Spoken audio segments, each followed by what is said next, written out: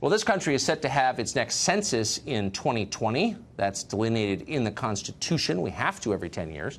Unless policies change, the census will be counting illegal aliens the same as everybody else. The census hasn't asked about citizenship status since 1950, meaning that a lot of states get a boost to their congressional representation because of the illegal immigrants in their state. This is a problem. It's not democratic. Kansas Secretary of State Kris Kobach says it is time to change that, and he joins us tonight.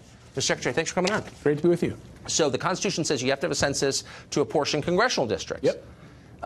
And so the only people whose information matters are citizens. So it matters whether they're citizens or not, correct? It absolutely does. Think of it this way. There are 710,000 people per representative in Congress.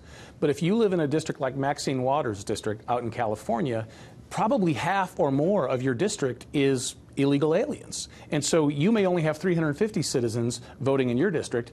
Those citizens' vote counts twice as much as my vote or your vote if you live in a district that doesn't have tons of illegal aliens. So you have vote dilution, where some people's vote matters more than others because they have tons of illegal aliens in their district. But wait a second. I thought the liberals are always yelling about how every vote counts, every vote should matter the same as any other vote.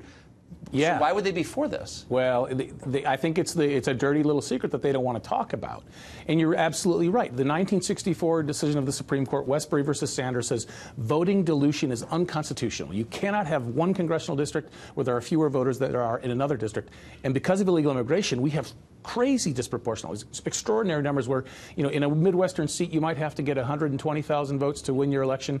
In Waters' district, you might only need 40,000. So I don't understand the argument. I mean, the answer is really simple. Just check a box. Are you a citizen or not? Are you allowed to vote legally? That's the whole point of the census. So exactly. What's the argument against that? The only argument against it that I have heard is a really lame one. They say that people will be afraid to answer the census form if it has the citizenship question, which is ridiculous, first of all. And secondly, we already asked the citizenship question on the American Community Survey, which about 1% of the population gets, and the Census Bureau asks that. It's an ongoing survey.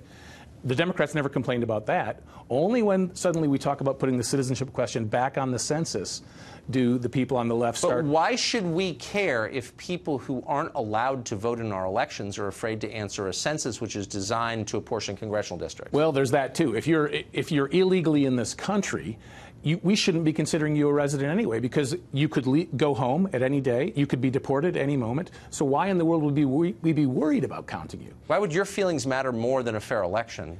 Exactly. And it's not just fair elections, too. Governments need this information. I as Secretary of State, cannot accurately calculate the registration rate, the percentage of eligible people who are registered, unless I know how many citizens I have. And right now, I just have an estimate. I don't have real numbers. That is crazy. Secretary of State Kris Kobach of Kansas, thank you for joining us. My pleasure. Good to see you.